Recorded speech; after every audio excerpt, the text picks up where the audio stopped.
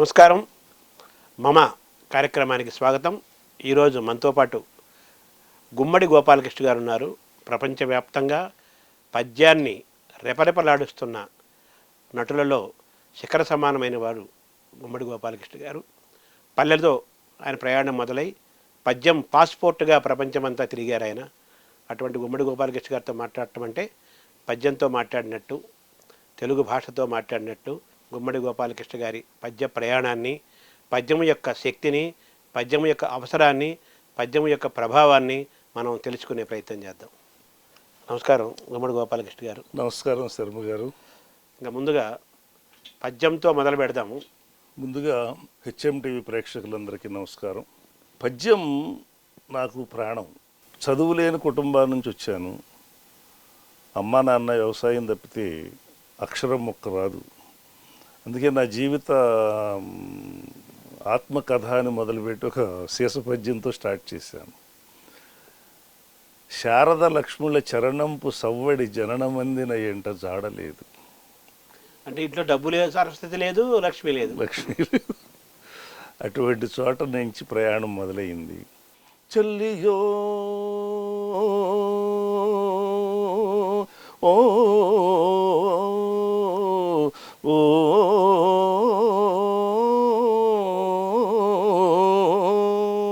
చల్లగో ఓ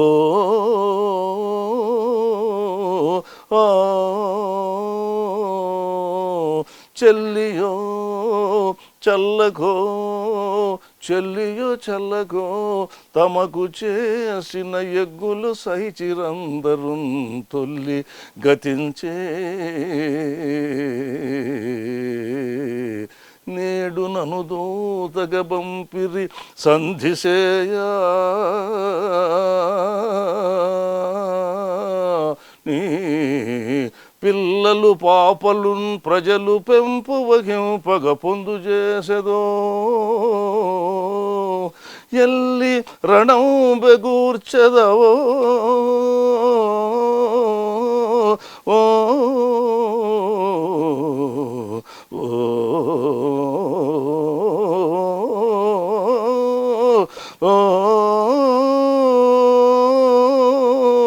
పొందు చేసెదో రణం బెగూర్చెదవో ఏర్పడ చెప్పుము కౌరవేశ్వర.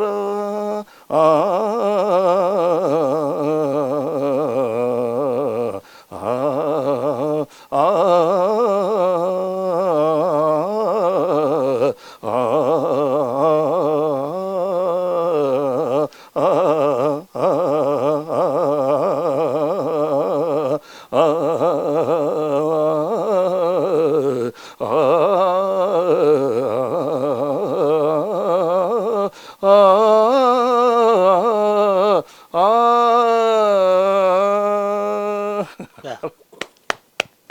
కృష్ణుడు అనగానే పేచపాటి నరసింహమూర్తి గారు మహిళలు చాలామంది ఉన్నారు.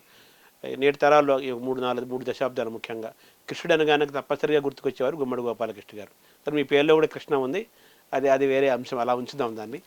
మొట్టమొదటిగా కృష్ణుడి పాత్ర మీకు ఎలా అవకాశం వచ్చింది, దానికి స్పందన ఎలా వచ్చింది సార్? గణపతి ఉత్సవాల్లో అప్పటికి నాకు పేరు వచ్చింది. 9 రోజులు నేను నాటకాలు అన్ని సమాజాలకి ఎవరు అడిగితే వాళ్ళకి నాటకం వేసేవాడిని. ఎవరిని డబ్బులు అడిగేవాడిని కాదు. పాపం వాళ్ళకి ప్రేమ. అప్పుడు డబ్బులు వచ్చేవి కాదు అసలు. టీం లీడర్స్ కూడా వెళ్ళి నాటకం వేయాలి అనే ఆలోచనే కానీ వాళ్ళు దాని మీద డబ్బులు సంపాదించాలనే ఆలోచన లేవు ఆ రోజుల్లో. అవకాశం ఇచ్చారంతే, వెళ్ళి వేయటం వచ్చేయటమే. వాళ్ళు ఏమి ఇచ్చారు, వీళ్ళు ఏం పుచ్చుకున్నారో అంతే వాళ్ళు కదా, అది కూడా ఉండేది కదా ఆలోచన. ఏ ఆర్టిస్ట్ కూడా డబ్బులు అడిగేవాడు, ఎందుకంటే అందరూ ఉద్యోగాల్లో అట్లా ఉండేవాళ్ళు. ఆ వాతావరణంలో తర్వాత నేను విజయవాడ నుంచి రావటము, తర్వాత నేను నా వాయిస్, తర్వాత నేను షణ్ముఖ ఆంజనేయరాజు గారిని, ఏవి సుబ్బారావు గారిని ఎక్కువ ఇష్టపడతా. ఆ రోజుల్లో వాళ్ళిద్దరిని మిక్స్ చేసి పాడేవాడిని. ఏవి గారు మెలోడీని, రాజు గారి సంగతుల్ని. ఒకసారి ఇద్దరు అనండి సార్ జస్ట్ ఆడియన్స్కి. అది సుబ్బారావు గారు ఎలా అంటారు, సుబ్బారావు గారు ఎలా అంటారు? సుబ్బారావు గారి వాయిస్ ఏంటంటే అమోఘమైనటువంటి ఒక శృతి చేసినటువంటి ఒక ఫ్లూటు, వీణ ఇవన్నీ మిక్స్ అయినంత కలుస్తాయి వాటిల్లో. అంత గమ్మత్తు అయినవాడు. అదేముంటుంది, ఘనుని హరిశ్చంద్రు కాటికా పరిచేసే మొరసుతు సార్వభౌమునిగా సలిపే అలా రంతిదేవునన్నాతురుగా వించే పేదకు చేలు కుబేరు చేసే ధర్మాత్ము బలిని పాతాళమునకు దృక్కె కలుషాత్ము నహుష స్వర్గమునకు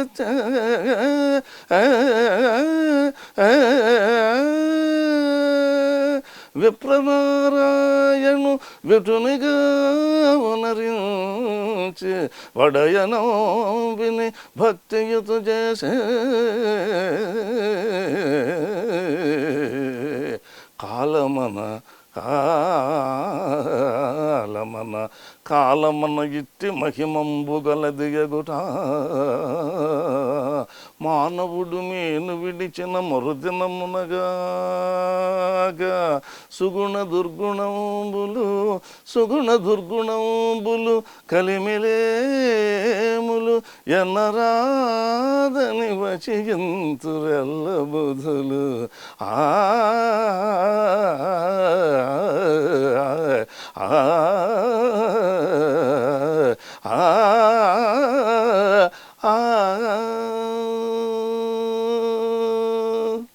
అలా ఇన్స్ట్రుమెంట్ ప్లే చేస్తున్నట్టుంది కానీ అది ఇది సుబ్బారావు గారు స్టైల్. ఏవి సుబ్బారావు గారిది ఇది. ఈయన షణ్ముఖి వారు సార్. షణ్ముఖి ఇప్పుడు చెలియో చలక పాడే కదా. జెండాపై కపిరాజు జెండాపై కపిరాజు ముందు శతవాజి శ్రేణియున్ కూర్చి నే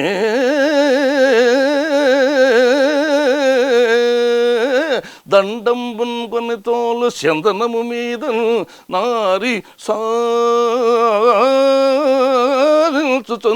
గాంధీవమ్ము ధరించి ఫల్గుణుడు మోకన్ చెండుచున్నప్పుడు ఒక్కండును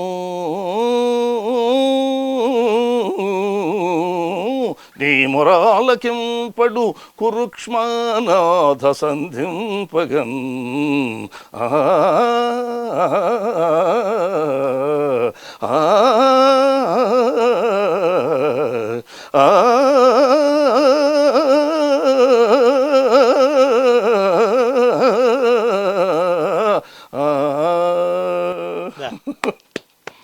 అలా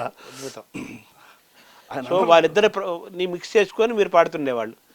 అంటే అప్పట్లో అలా వాళ్ళ ప్రభావం ఉండేది నా మీద. సో మీరు కృష్ణ పాత్రగా మొట్టమొదటిగా అవకాశం వచ్చిన సందర్భంలో మీరు ఎలా పాడారు అప్పుడు? షణ్ముఖరాజు గారే ఆ శైలే అంతే. తర్వాత మా గురువు గారు నాకు కొన్ని పద్యాలు చెప్పారు. గురువుగారు అంటే మా బుద్ధ్వాన్ రామచంద్ర గారు.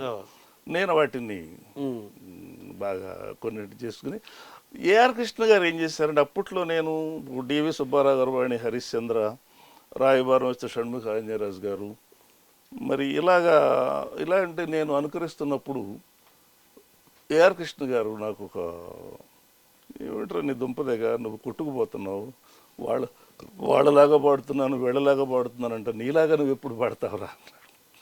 సో అప్పటి నుంచి మీరు ఆ ప్రభావం నుంచి బయటపడి మీదైన పద్ధతిలో నాదైనటువంటి బాణీకి వెళ్ళిపోయాయి. మీదైన పద్ధతిలో పాడిన పద్యం ఒకటి వినిపించండి సార్. నాదైన పద్ధతిలో అంటే మా గురువు గారు చెప్పింది అది కృష్ణుడిది అనుకుందాం. నా తరము కాకయున్నను చేతులు జోడించుకొనుచు చేసెదదాని నీ తలపు దెల్పుము అఖిల ధరాతలపతి మౌళిరత్న రంజిత చరణ ఆ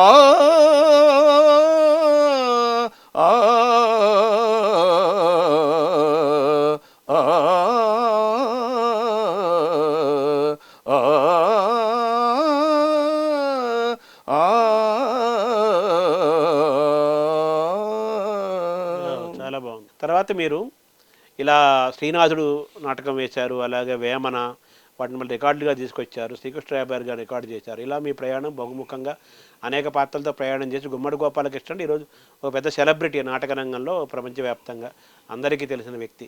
అయితే మీరు అమెరికాలో దాదాపు 5 నెలలు మీకు ఎప్పుడు ఫోన్ చేసినా కానీ నేను మీరు ఇండియాలో ఉన్నారు అమెరికాలో ఉన్నారు అడుగుతుంటాను నేను. సో అలాగా మీరు అమెరికాలో 7 నెలలు ఇండియాలో 5 నెలలు ఉంటూ అమెరికాలో విద్యార్థులకు ఇంగ్లీష్ అక్కడే పుట్టి పెరిగిన వాళ్ళు కూడా మీరు పద్యాలు నేర్పుతున్నారు, వాళ్ళని కూడా నటులుగా తయారు చేస్తున్నారు కదా. వాళ్ళ స్పందన ఎలా ఉంది, పిల్లలు ఎలా తయారవుతున్నారు సార్? కనెక్ట్ అవుతున్నారా ఈ పద్యానికి నాటకాలకి? తప్పకుండానండి. దానికి అద్భుతమైనటువంటి సేవ చేస్తున్న వాళ్ళని మనం చెప్పుకోవాలి. సిలికానాంధ్ర వ్యవస్థాపక అధ్యక్షుడు కూచిపట్ల ఆనంద్ గారు, రాజు చమ్మర్తి గారు, మనబడి డీన్. ఫస్ట్ శ్రీనాథుడి నాటకాన్ని అప్పాజోషుల ఫౌండేషన్ వారు మమ్మల్ని ఇక్కడ చూసినప్పుడు అమెరికా తీసుకెళ్లారు. తీసుకెళ్లిన సందర్భంగా మొట్టమొదటి నాటకం వేయించింది ఆనంద్ గారే, సిలికానాంధ్ర నుంచి. అలాగే ఫస్ట్ అవధానం గరికపాటి గారిది పెట్టింది కూడా ఆయనే అమెరికాలో. ఆ రోజు నుంచి ఈ రోజు వరకు ఆ తెలుగు భాష పట్ల ఒక యూనివర్సిటీని కట్టి ఒక 70 ఎకరాల స్థలాన్ని డొనేషన్గా తీసుకున్నటువంటి చరిత్ర ఉంది దానికి. అమెరికాలో తెలుగు జెండాను రెపరెపలాడిస్తున్న దాంట్లో నేను నాతో మొట్టమొదట శ్రీనాథుడు అయిపోయిన నెక్స్ట్ ఇయర్ నేను వెళితే అక్కడ రాయవారం అక్కడ ఉన్న టీంతో నేను కృష్ణుడిగా ఆయన చేయించాడు, ఆయన డైరెక్ట్ చేయించాడు. ఆ తర్వాత 2-3 సార్లు పిల్లలకు వర్క్షాప్ పెట్టించాడు. వర్క్షాప్ పెట్టిన తర్వాత నేనేంటి ట్రైనింగ్ ఇవ్వటం ఏంటి అనేది దాని మీద లేదు మీరు ఇవ్వగలరు అని చెప్పేసి అంటే నాకు పంచనాథం గారు పద్యం చెప్పే విధానం నాకు విపరీతంగా నచ్చుతుంది. ఆయన వర్క్షాప్ ఒక రకంగా చెప్పాలంటే అంతే కదా, పెద్ద వర్క్షాప్ ఆయన. అసలు అర్థం రాతి శిలను కూడా తీర్చిదిద్దుతాడు ఆయన, బండరాయిని కూడా. ఆ ట్రైనింగ్ విధానాన్ని నేను నా మనసు నిండా ప్రతిష్ఠించు. తర్వాత ఒక సౌలభ్యం అంటాం, అది ఏమిటంటే ఆ పిల్లలందరి ముందు శాస్త్రీయ సంగీతం మీద అవగాహన ఉన్న పిల్లలు వస్తారు. నేర్చుకున్న పిల్లల్నే సెలెక్ట్ చేస్తాం. అప్పటికి ఆల్రెడీ ఒక బ్యాక్గ్రౌండ్ ఉంది వాళ్ళకి, ఉంటుంది. శృతి పట్ల పక్కా ఒక నిర్దిష్టమైనటువంటి వాళ్ళకి అవగాహన ఉంటుంది. వాళ్ళకి పద్యాలు నేర్పడం పెద్ద కష్టమేం కాదు. తర్వాత భాష ఒకటే వాళ్ళకి, ఆ భాష తెలుగు భాష మనబడి నుంచి వాళ్ళు నేర్పిస్తున్నారు.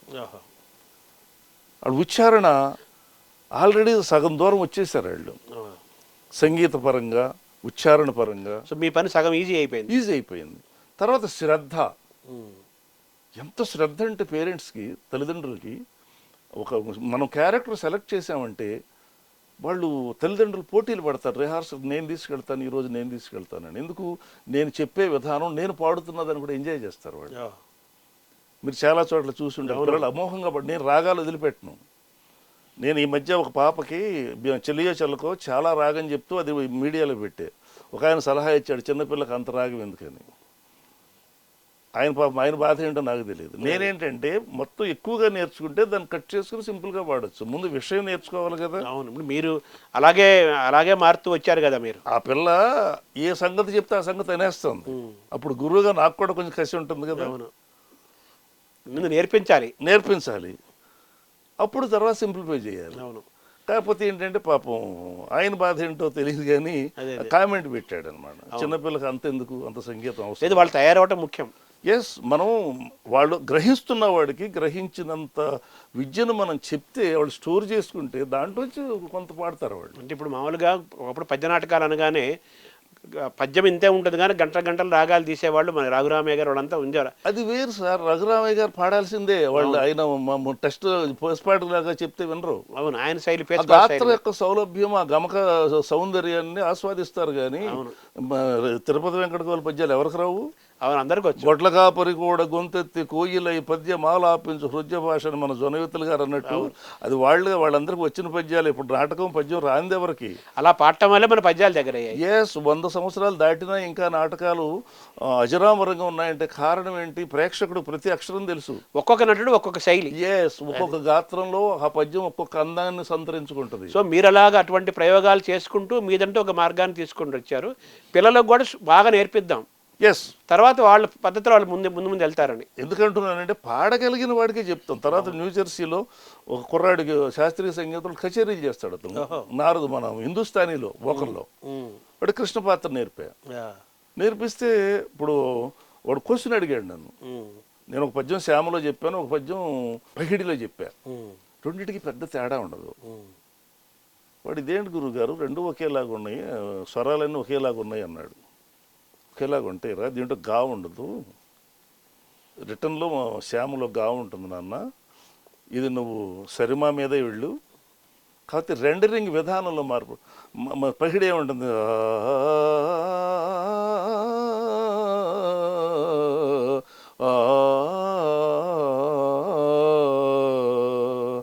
దీనారటంకాల తీర్థమాడించితి దక్షిణాధీశు ముత్యాలశాల, పలుకుతోడైతి ఆంధ్ర భాషా మహాకావ్య నైషధ గ్రంథ సందర్భమునకు. ఇలా ఉంటుంది పకిడి. శ్యామ ఎలా ఉంటుంది, రెప్పలు వాల్పకుండినా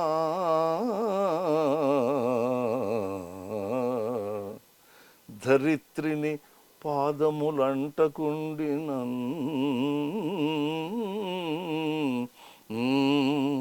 తప్పక రంభయో మరి ఘృతాచియో మేనకయో ఎటంచు ఈ కప్పుర గంధి పట్ల భ్రమ కల్గకపోవునా.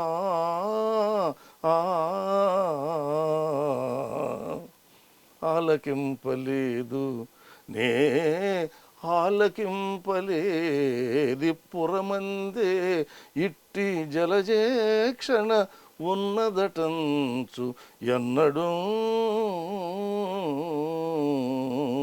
ఆ ఆ ఆ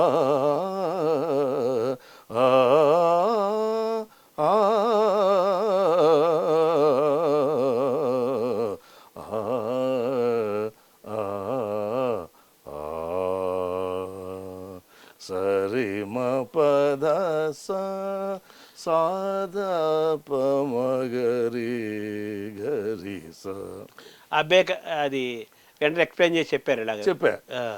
అది పట్టుకున్నాడు. రెండరింగ్ విధానంలో తేడా ఉంటుంది, పట్టేసుకున్నాడు, అద్భుతంగా పాడేశాడు. సార్ మీరు చెప్తున్నది చాలా ఆనందంగా ఉంది. ఎక్కడో మన దేశానికి కొన్ని వేల కిలోమీటర్ల వేల మైళ్ళ దూరంలో ఉన్న అమెరికాలో ఉన్న తెలుగు విద్యార్థులు మీ పద్య నాటకాలు నేర్చుకొని పద్యాలు చదివి పాడుతూ పద్యానికి తెలుగుకు దగ్గరవుతూ గొప్పగా స్పందిస్తున్నారు. అయితే మన తెలుగు ప్రాంతాల్లో తెలుగు రాష్ట్రాల్లో జీవించే పిల్లలు అటువైపు ఎందుకు వెళ్ళటం లేదు పెద్ద ఎక్కువగా? ఇక్కడ ఇంగ్లీష్ మీద మోజు కదా, అక్కడేమో మన భాష మీద మోజు. వాళ్ళకి ఏ స్థితికి తెచ్చారంటే వాళ్ళు ఇప్పుడు అఫీషియల్ లాంగ్వేజ్ ఇప్పుడు రెండవ భాష కింద కొన్ని చాలా రాష్ట్రాల్లో తెచ్చుకున్నారు అమెరికాలో.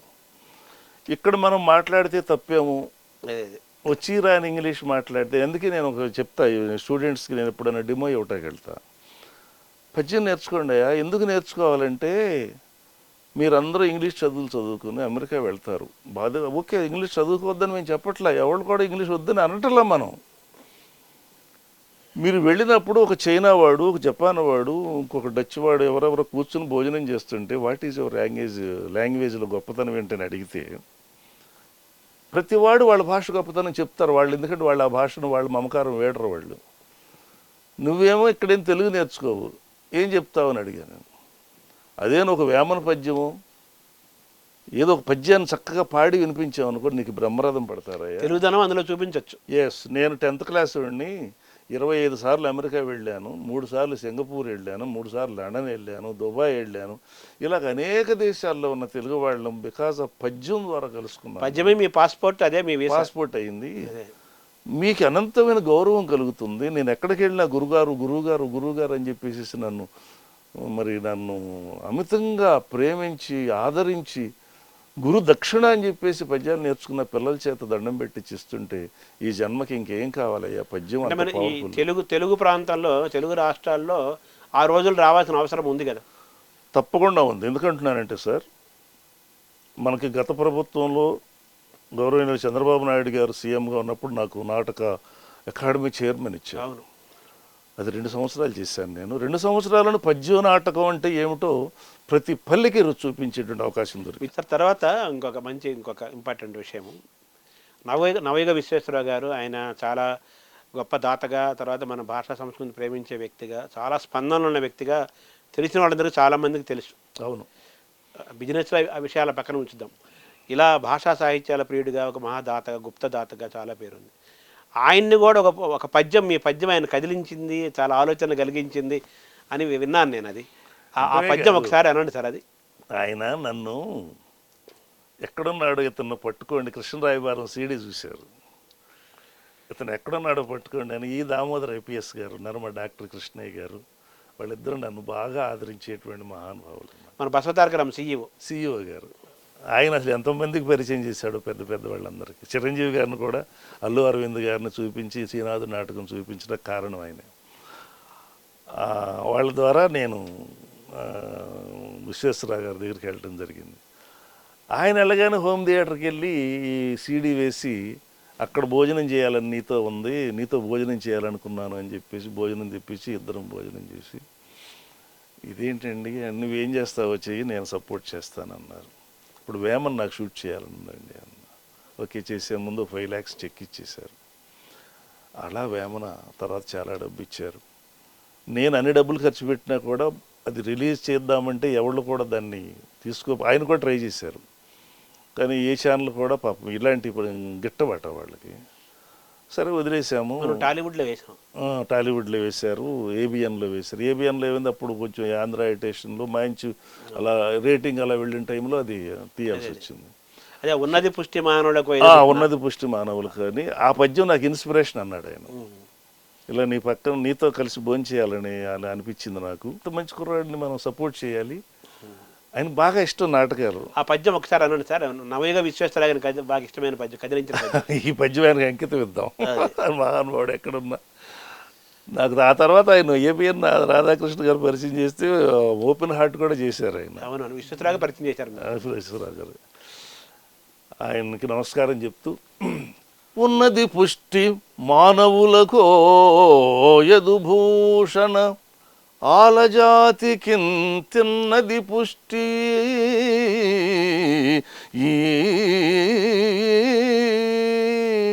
నీ వరుగుదెంచిన రథమున ఉన్న చాలు నే సున్నము చేసెదన్రిపుల చూపరులద్భుతమంద సర్వలోకోన్నత నాకు పేరసగుము ఊరక చూచుచుండుము అచ్యుతా.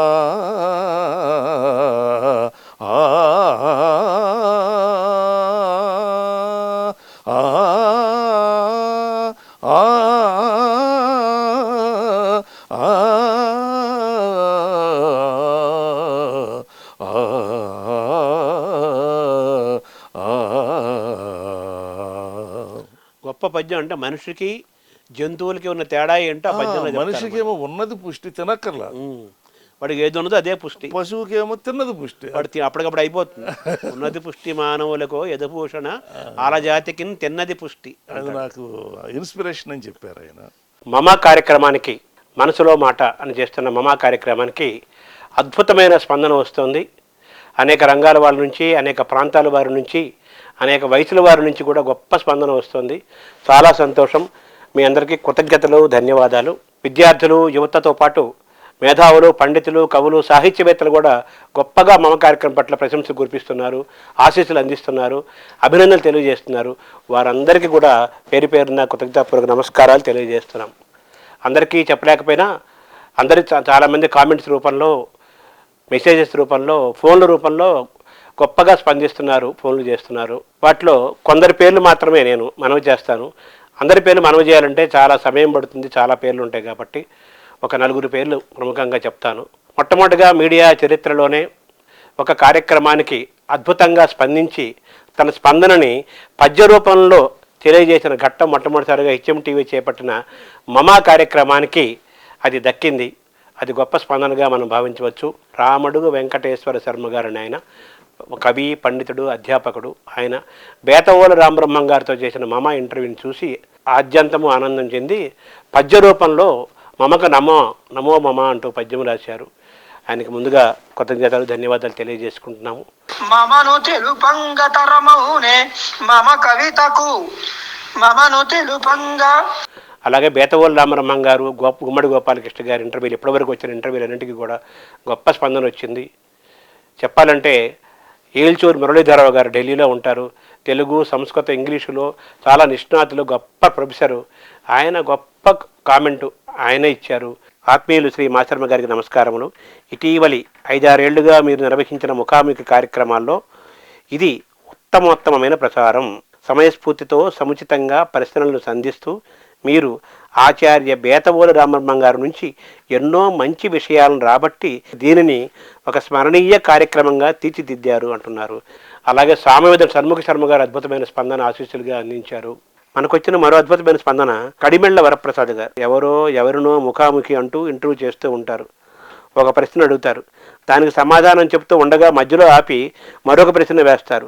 దానికి సమాధానం చెప్తూ ఉండగా అది కూడా మధ్యలో కట్ చేసి ఇంకొక ప్రశ్న అడుగుతారు. ఇలా తగలబడుతున్నాయి నేటి కాలంలో ముఖాముఖి కార్యక్రమాలు. వాటికి భిన్నంగా అవతలి వారి నుండి సమగ్రంగా సమాచారాన్ని రాబట్టే విధంగా ఇంటర్వ్యూ అంటే ఇలా చేయాలి అని లోకానికి తెలియజెప్పినట్లుగా ఉంది బేతవోలు వారితో మీ ముఖాముఖి కార్యక్రమం. సమగ్ర ముఖాముఖి అని దీనికి పేరు పెట్టవచ్చునేమో. అద్భుతం, అభినందనలు, అభివందనములు కూడా మాచర్మ గారు. ఇది గురు సహస్రావధాని కడిమెళ్ల వరప్రసాద్ గారి స్పందన. రామడు వెంకటేశ్వర శర్మ గారు పద్యమే రాసి ఇచ్చారు. ఈనాడు కార్టూనిస్ట్ చేశారు, చాలా పెద్ద ఆయన మీడియా రంగంలో. వారు కూడా అద్భుతంగా స్పందించారు. ఈ స్ఫూర్తితోటి మీరందరిస్తున్న స్ఫూర్తితోటి, వీరందరిస్తున్న ఆశీస్సులు అభినందనలతోటి మమ కార్యక్రమాన్ని మరింత రసవత్తరంగా, మరింత అర్థవంతంగా, మరింత శక్తివంతంగా, మరింత రసాత్మకంగా తీర్చిదిద్దే ప్రయత్నం చేస్తాము. నమస్కారం.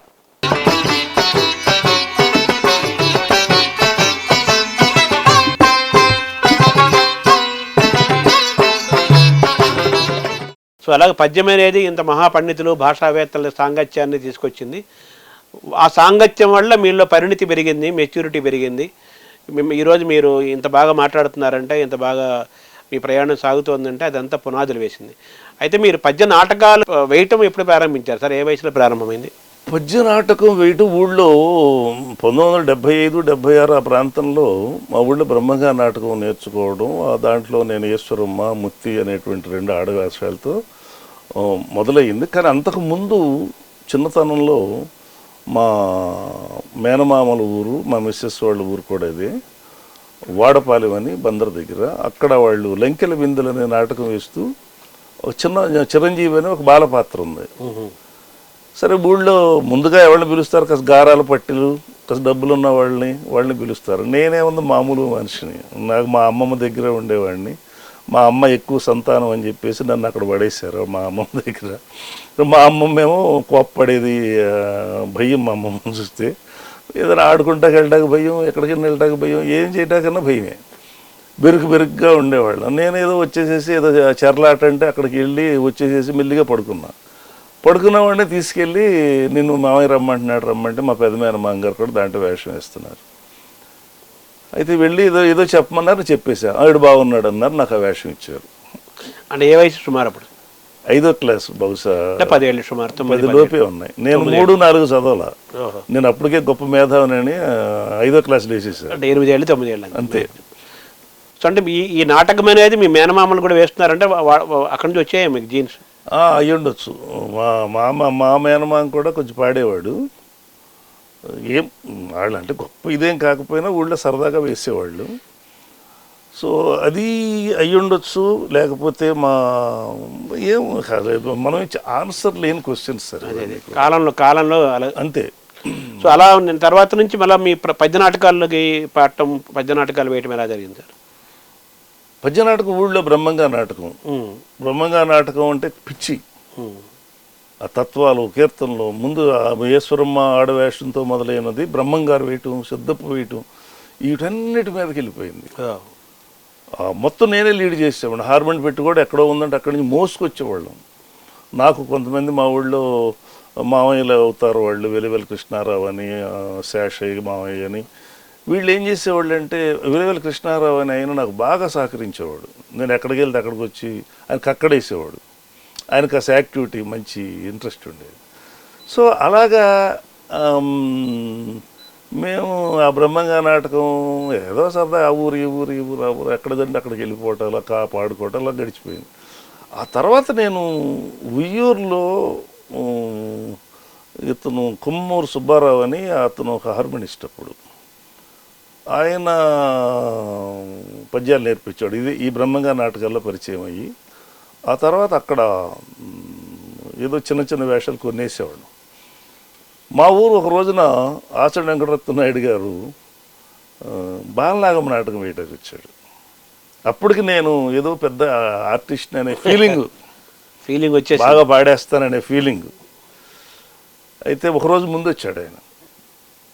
తర్వాత ఊళ్ళో అప్పుడే యవ్వనంలోకి అడుగు పెట్టాము. ఊళ్ళో పెత్తనం కుర్రాళ్ళతో గ్యాంగులు ఉంటాయి కదా, సరదా సరదా పనులన్నీ మిగతా వాళ్ళు అనుకున్నట్టే మేము కూడా ఆ పనుల్లో ఉన్నాం. ఇది రాత్రిపూట వెళ్ళటం, కొబ్బరికాయలు, దొంగతనాలు, బూడిది బుస్సి, ఆ వయసులో ఏ వయసులో ముచ్చట ఆ వయసులో అవన్నీ ఉన్నాయి.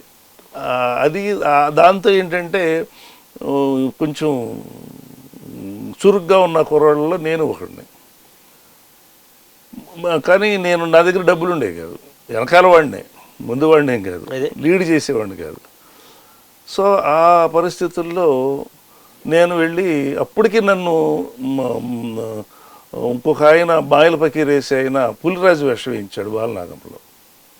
వీళ్ళు వచ్చారు, నేను పులిరాజు వేయాలని నాకు తపన. వాళ్ళు పడుకుని నిద్రపోతున్నారు, ఆచరణ వెంకటరత్న నాయుడు గారు. నేను వెళ్ళాను, నేను పులిరాజు వేస్తాను అన్నా. బావా మా దగ్గర ఉన్నారు వా అన్నాడు. ఆయన స్టైల్ అది కదా, మాట్లాడే స్టైల్ అది. ఆయన దుర్యోధనుడు పాత్రలు వేసి దుర్యోధనుడు ఆయన స్టైల్ అది. అయితే ఇలా అంటాడని పక్క మేము అప్పుడు ప్రాక్టీస్ చేసే రూమ్ ఉంది అక్కడ, కరణం గారి ఇల్లు. అక్కడికి వెళ్ళి రాగం మొదలెట్టా. ఆయన నిద్రపోయేవాడు లేచి వాడిని పిలుచురండి అన్నాడు. హార్మోని పెట్టి తీసి పాడమన్నాడు. పడవరేడు గొంతు భలే ఉందరా అని చెప్పేసి అప్పుడు కిలార్నెట్ వాయిస్తాడు ఆ నాటక టీంలో, ఇప్పటికే ఉన్నాడు. ఇప్పుడు డివి సుబ్బారావు మనవడు సుబ్బారావుకి వాయిస్తున్నాడు. అప్పుడు లక్ష్మణరావు గారికి వాయించాడు. మాచండ్ గారి కంపెనీలో ఎన్నో సంవత్సరాలు పనిచేశాడు అతను, కృష్ణ అని. ఇప్పుడైతే నా గొంతు విన్నాడు, అతను కూడా తీసి గబగబ కిలార్నెట్ వాయించడం మొదలుపెట్టి, హార్మోని ప్లస్ క్లారినెట్. సరే నువ్వు వేషం వేయమన్నారు. అలాగా అయిన తర్వాత ఆయన ఊరుకోవచ్చు కదా. ఒకరోజు ఉత్తరం రాశాడు, నేను పలానా చోట నాటకం వేస్తున్నాను, నువ్వు అక్కడికి రా అని. వెళ్ళి అక్కడికి ఏదో ఆయన నాటకం ఆయన గోళ్ళ ఆయన ఉన్నాడు. సరే చూస్తే మన ఏమి పట్టించుకోవాలి. సో దామోదరుడి పాత్ర మిమ్మల్ని చిన్నప్పుడే ప్రపంచమంతా తెప్పేసింది. అది మన విలేజెస్ అంతే, అంటే మార్కెట్ అంటే తిరుగుతూ తిరుగుతూ తిరుగుతూ ఉండగా మరి భక్త శబరేణి ఒల్లూరు వెంకటరామయ్య గారు రాహు అనే పాత్ర వేసేవాడు. ఇప్పుడు ఈ మత్సల విజయలక్ష్మి అని అంటాం, ఆ అమ్మాయి దాంట్లో అద్భుతమైన character, lady Shabari young character. ఆ నాటకంలో నాకు శాంతి అనే వేషం ఇచ్చి నా ఆంజనేయులు గారు నేర్పించాడు. ఒల్లూరు వెంకటరామయ్య గారు వచ్చి రిహార్సల్ చేసినాక నన్ను చూసి వీడు పనికిరాడు తీసేయమన్నాడు. పాత్ర ఇది కాదని అంటే సర్లే నీకు ఇంకా ఇప్పుడెప్పుడు కాదులే తర్వాత చూద్దాం అంటే ఆ వేషం అలా పోయింది నాకు. So 70s 80s below 70s 80s Hyderabad రాకముందు. అయితే ఏం జరుగుతుంది, నేను నాటకాలు 140 160 days పూర్తయితే పర్మనెంట్ అవుద్దంట ఎలక్ట్రిసిటీ బోర్డులో ఉద్యోగం. నేను ఒక ఏడాదో 2 ఏళ్ళు చేశాను, కానీ ఒక 50 రోజులు కూడా అవలా. 140 రోజులు కంటిన్యూ ఎప్పుడు అవలా నాకు పర్మనెంట్ కాల. ఈ లోపల నా ఆరోగ్యం బాగా పాడైపోయింది, బ్రాంకైటిస్ కూడా ఎఫెక్ట్ అయింది. సరే ఇక్కడి నుంచి ఇంటికి వెళ్ళిపోయాము. మా అమ్మ మా నాన్న మళ్ళీ నన్ను బాగు చేశారు. కష్టకాలం అంటే చెప్తున్నా, ఇక మా ఎవరో కూడా పట్టించుకో. అదే టైంలో ఒక పాము కాటేయటం.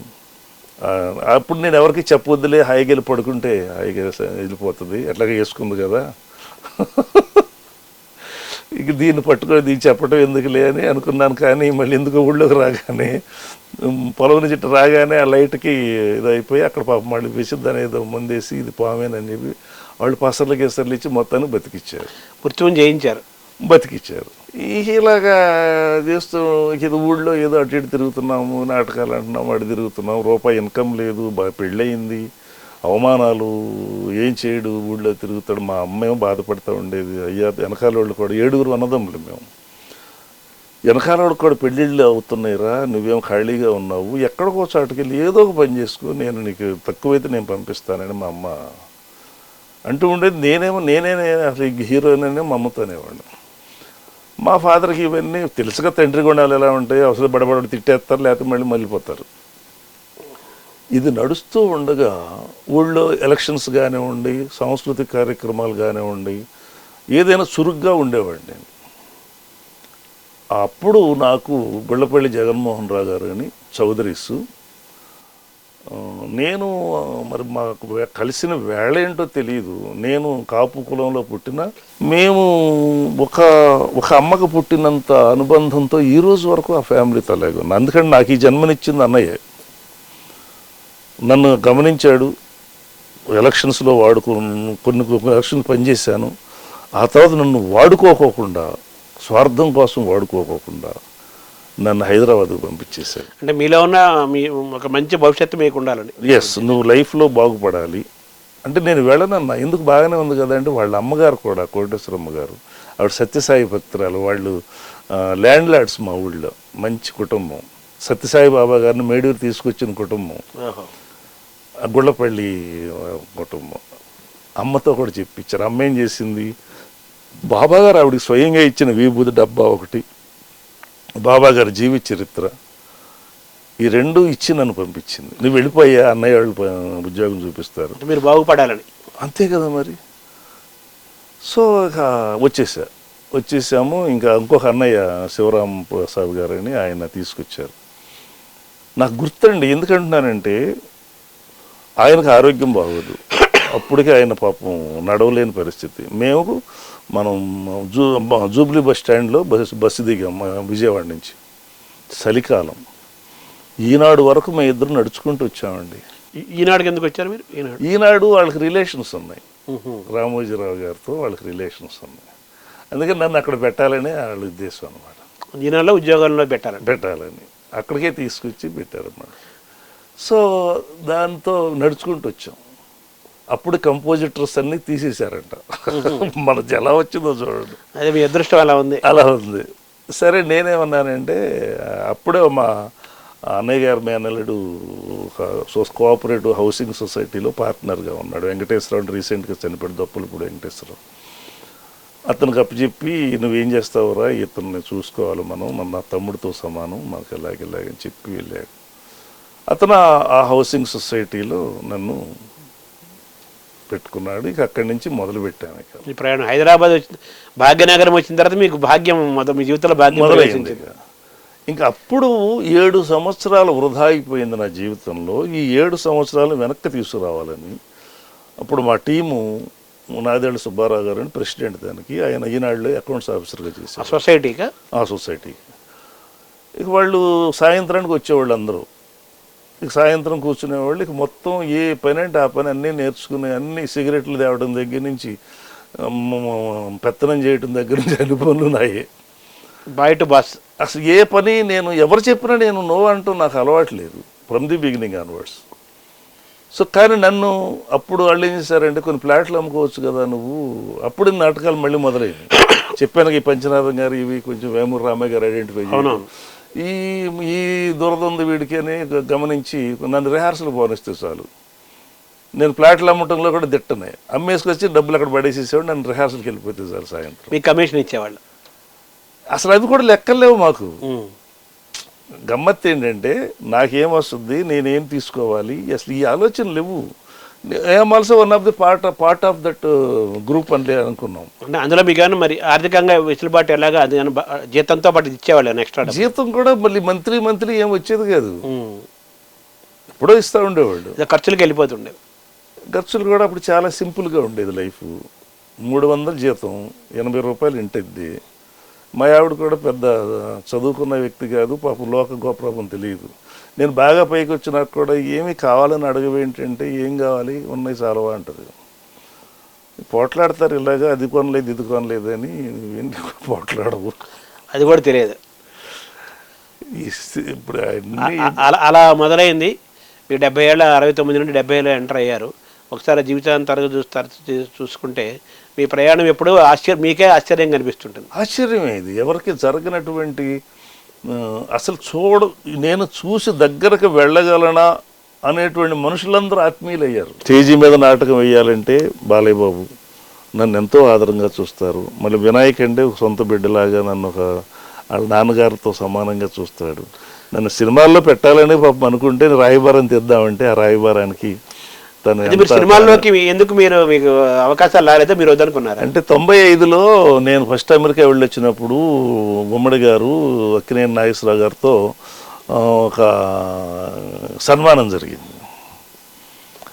అప్పుడు నాకు బందా కనకలింగేశ్వర అవార్డు ఇచ్చినప్పుడు నాగేశ్వరరావు ఒక మాట అన్నాడు, నువ్వు బందా కనకలింగేశ్వరరావు అంత అయ్యావని ఇవ్వలేదయ్యా, అంత అవమానం ఇచ్చావు, నువ్వు ఇప్పుడు పద్య నాటకానికి హాస్యలాగా కనపడుతున్నావయ్యా, నీ గొంతు బాగుంది, రూపం బాగుంది,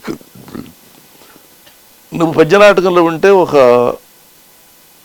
నువ్వు కూడా ఒక మంచి పేరున్న నటుడు అవుతావు. అదే సినిమాల్లో అనుకో, మా రోజుల్లో ఉన్న వేషాలు ఇప్పుడు లేవు, నువ్వు ఏదో డైలాగులు ఏదో చెప్పి బతకొచ్చు అనుకుంటే వెళ్ళొచ్చు, కానీ నీకింత ఉన్నతి రాదు, ఇక్కడున్నావు అనుకో నీకు ఒక ప్లేస్ వస్తుందనే నమ్మకం, ప్రత్యేకమైన గౌరవం ఉంటుంది, నువ్వు ఒక ప్రత్యేకమైన నటుడిగా నువ్వు ఎదగలవనే నమ్మకం మాకుంది అని ఇద్దరు కూడా చెప్పారు. గొప్ప సలహా కదా అది. దాని మీద నేనేమన్నాను, నన్ను ఎవరన్నా వచ్చి అడిగితే వేషం వేస్తానండి సినిమా టీవీ, లేకపోతే నేను వెళ్ళి వేషాలు అడగనండి అని. సో అందుకని నేను ఎక్కడ స్టూడియో అలా సినిమాలకు వెళ్ళకుండా తప్పించుకున్నారు. తప్పించుకోవటం ఏం కాదు, మనకు యోగం లేదు. తప్పించుకోవడం అంటే నేను కొన్ని సినిమాలు చేశాను సార్, అవి నడవలేదు అంటే మనకు యోగం లేదు. నాటకం వేసినప్పుడే బ్రహ్మాండంగా హిట్ అవుతున్నాయి, సినిమాలు అడుగు పెట్టామా అది నడవట్లేదు. అన్ని మన మంచికే అనుకోవాలి, అన్ని మన మంచికి. సార్ తర్వాత చివరిలో ఒక ప్రశ్న మీకు, ఇప్పుడు చింతామణి నాటకాన్ని గత ప్రభుత్వం రద్దు చేసింది, మీరు మరి చింతామణి నాటకం అంటే అది మీకు చాలా ఒక పెద్ద ప్రభావాన్ని చూపించింది కదా మీ జీవితంలో, గొప్ప నాటకం కదా, ఆ నాటకాన్ని గత ప్రభుత్వం రద్దు చేసింది. ఇప్పుడు మీరు ప్రముఖంగా మీరున్నారు, చంద్రబాబు గుడి బాగా దగ్గర ఆత్మీయుల దగ్గరగా ఉండే వ్యక్తి, మళ్ళీ చింతామణి నాటకం ఆంధ్రప్రదేశ్లో మళ్ళీ ఆ రద్దు చేసి మళ్ళీ నాటకం ప్రదర్శించే అవకాశాలు వరకు మీరు కృషి చేస్తున్నారండి. దాన్ని ఆపల అంటే గవర్నమెంట్ కోర్టు ఇచ్చింది కదా, గవర్నమెంట్ జీవో ఇచ్చింది కదా. జనరల్గా జీవో ఇచ్చారు, ఆ జీవో ఏకవాక్యం జీవో, అది వ్యాలిడిటీ కాదని చెప్పి తెలుసు. నేను ఆర్యవైశ్య సంఘాలను రిక్వెస్ట్ చేసింది ఏంటంటే, వాళ్ళు నిజంగా కడుపు మీద కొట్టే జాతి కాదు అది. అవును, ఎందుకంటున్నానంటే వాళ్ళు సమాజ శ్రేయస్సు కూడా గుప్తదాతలు కదా, వాళ్ళు గుప్తదాతలే, వాళ్ళు ఏంది ఏమీ జరగదు. నేను అంతకుముందు కూడా టీవీలో ఒకసారి మన టీవీలో కూడా మాట్లాడాను నేను, వాళ్ళు చాలా అప్రిషియేట్ చేశారు నన్ను. కానీ ఏం జరుగుతుందంటే ఈ క్యారెక్టర్ వచ్చి అది మరి వాళ్ళు ఎందుకు అలా తయారయ్యారో కూడా ఆన్సర్ దొరకదు. అంటే ఇప్పుడు నేను చేస్తున్న తప్పని వాళ్ళకే తెలుసు. సుబ్బిశెట్టి పాత్ర ముఖ్యంగా ఇంకొకళ్ళని కించపరిచే అధికారం మనకు లేదనేటువంటి యొక్క ఆలోచన లేకుండా, ఒరిజినల్ గా కాళ్ళకొన్నారండగా రాసింది వేరు, ఈ ప్రదర్శనలో రకరకాల మార్పులు. దాన్ని కాళకూరు గారు కొంచెం అడ్వాన్స్ వెళ్ళిపోయాడండి. కోమటి బిడ్డ కోసినా నిజం చెప్పడు, ఇలాంటి డైలాగులు రాశాడు ఆయన. అందులో ఉన్నాయి కొన్ని, అబ్బో తామరమే దొరికి నీళ్ళు కోసుకున్నట్టుంది, ఇవన్నీ రాశాడు ఆ కాలం పరిస్థితులు రాశాడు. కాకపోతే ఏంటంటే అది ఒక వ్యక్తిత్వ హననం కిందే వస్తుంది అది. అదే కాబట్టి వాటిని తీసేయాలి, అటువంటి వాటిని. ఇప్పుడు ఏంటంటే ఇప్పుడు నాలాంటి వాడు నాకు సందేహం ఏంటంటే, 10 మంది వచ్చి ఆ వేషాలు వేసే వాళ్ళందరూ వచ్చి ఒక రిప్రజెంటేషన్ ఇచ్చి మేము ఇలా చెయ్యము, మేము ఇలా చేస్తాము, కాబట్టి మాకు ఏదైనా గవర్నమెంట్లో మనకు చెయ్యండి అని ఒక కన్స్ట్రక్టివ్గా ఒక సమాజాలన్నీ వచ్చినాయి అనుకోండి, అప్పుడు ఏంటంటే వైశ్య సంఘ ప్రముఖులతో కూర్చుని మాట్లాడడం, వాళ్ళ అనుమతి తీసుకోవాలి. అయ్యా మీకు ఇబ్బంది కలగకుండా మీకు మనకు సున్నితమైన అంశంగా ఇది. చంద్రబాబు నాయుడు గారికి ఏంటి ఇంకా అసలు దాని సంబంధం ఏంటి ఆయనకి? అవును సార్. తర్వాత మీరు ఈ పద్య నాటకాల వల్ల, పద్యాన్ని నమ్ముకోవటం వల్ల మీరు చాలా పేరు వచ్చింది, అది అలా ఉంచుతాము. పద్యం వల్ల మీ చదువులు దెబ్బతిన్నాయా? అసలు చదువుకుంది ఎక్కడ? పద్యంకి మీ చదువు దెబ్బతిన్న సంబంధమే లేదు అసలు. అంటే సంబంధం లేదన్న కానీ ఉంది. నాకు LMEలో సీట్ వచ్చింది 10th అవగానే. అప్పుడు ఊళ్ళో బ్రహ్మంగా నాటకం మొదలు పెట్టారు, నరాలన్నీ గుంజుతున్నాయి హార్మోనియం సౌండ్ విని. మా నాన్నగారు ఏం చదువుకోలేదు, ఆయనకి ఏం తెలియదు. మా ఊళ్ళో ఒక మాస్టర్ ఉంటే ఆయన కొడుకు కూడా సీట్ వచ్చింది, నన్ను ఆయన్ని కలిపి విజయవాడ పంపించారు. నేను చెప్పా, మాస్టర్ నాకు సీట్ రాలేదని చెప్పండి. అబద్ధం ఆడారు చెప్పేశాను. నాకు 5-6 రోజులు ఇంటికి వెళ్ళలేదు. సరే ఇక 5 రోజులు అడిగేటని పారిపోయాడని భయం కదా, మళ్ళీ వెళ్ళగానే మెల్లిగా ఏం మాట్లాడలేదు. ఇక అలా పోయింది, LME పోయింది. సో మీకు 10వ తరగతి మీరు చదువుకపోయినా కానీ పద్యాన్ని నమ్ముకోవడం వల్ల మీకు ఏ లోటు జరగలేదు జీవితంలో? ఏ లోటు జరగల. నేను మా అమ్మాయితో ఒకటి చెప్పానండి, నేను సంక్రాంతి రోజున కూడా నాటకానికి వెళ్ళాను, తిరుపతిలోనే ఎక్కడో నాటకం అయితే. మా అమ్మాయిని, ఏం డాడీ సంక్రాంతి పండుగ కూడా ఇంటి దగ్గర ఉంటారు, అప్పుడు 10th క్లాస్కి వచ్చింది అమ్మాయి. వస్తే, నాన్న నేను చదివిన చదువుకి గుమాస్తా ఉద్యోగం కూడా రాదు, ప్యూన్ ఉద్యోగం వస్తుంది, ఎంతకాలం ఉన్నా కూడా నేను 1000 రూపాయలు 4 అంకెల జీతానికి రాలేను, నాకు ఎన్నో ఆశలు ఉన్నాయి, మిమ్మల్ని చదివించాలి, ఇల్లు కట్టుకోవాలి, ఇవి నిర్మించాలి. నా గొంతు ఒకటే నాకు ఆధారం. నేను నమ్ముకుంది నా గొంతునే, నాటకాన్ని. నేను సిన్సియర్గా నాటకంలో ఎక్కడికి వెళ్తే అక్కడ నేను ప్రైజ్ తెచ్చుకుంటా. సో ఓవరాల్గా మీరు పద్యాన్ని నమ్ముకున్నందుకు మీకు తృప్తిగా ఉందా?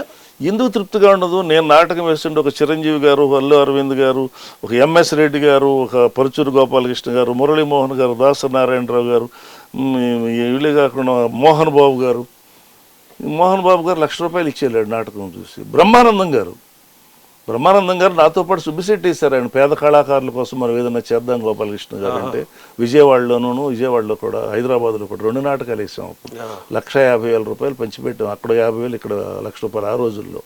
సో పద్యం వల్ల 10వ తరగతి చదువు అయిపోయినా కానీ పద్యం మిమ్మల్ని ప్రపంచ పటం మీద తీసుకెళ్ళింది. తీసుకెళ్ళింది. సో పద్యం నమ్ముకున్న వాళ్ళకి ఎటువంటి నష్టం జరగదు, లాభమే ఉంటుందని మీ జీవితం ఉదాహరణ. పద్యాన్ని నమ్ముకోవటం అంటే విశ్వదాభిరామ ప్రోజుగా చెప్తే రాదు. అదే పాడాలి, సంగీతాన్ని అన్వయించుకు పాడాలి. ఇప్పుడు కొంతమంది వికృత స్వభావాలుగా మాట్లాడుతూ ఉన్నారు. జ్ఞానానికి గానానికి సంబంధం లేదు. సో మీరు చెప్పేది తెలుగు నేర్చుకోవడం వల్ల వాళ్ళకి జ్ఞాపక శక్తి, విదేశాల్లో కూడా మన భాష యొక్క గొప్పతనం, తర్వాత వాళ్ళకి ప్రత్యేకమైన గుర్తింపు వస్తుంది. ఇంగ్లీష్ నేర్చుకోండి, కానీ తెలుగు భాష, తెలుగు పద్యం ముఖ్యంగా అంటే జ్ఞాపక శక్తి కూడా వస్తుంది అన్నారు. జ్ఞాపక శక్తి వస్తుంది, ఎందుకంటే పద్యంలో ఉన్న పవర్ అది. ఇప్పుడు మీకు కూడా కొన్ని వేల పద్యాలు, 100 పద్యాలు.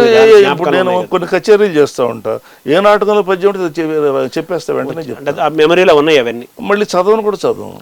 సో పద్యము జ్ఞాపక శక్తినిది, ఆనందాన్ని, ఆరోగ్యాన్ని ఎన్నింటినీ ఇస్తుంది. కాబట్టి ఆ పద్యానికి పిల్లల దగ్గర అవ్వాలి, తల్లిదండ్రులు కూడా ఆ విధంగా ముందుకు సాగాలి, నేర్పించాలి. అది. నమస్కారం సార్. నమస్కారం సార్. Thank you. చాలా సంతోషం.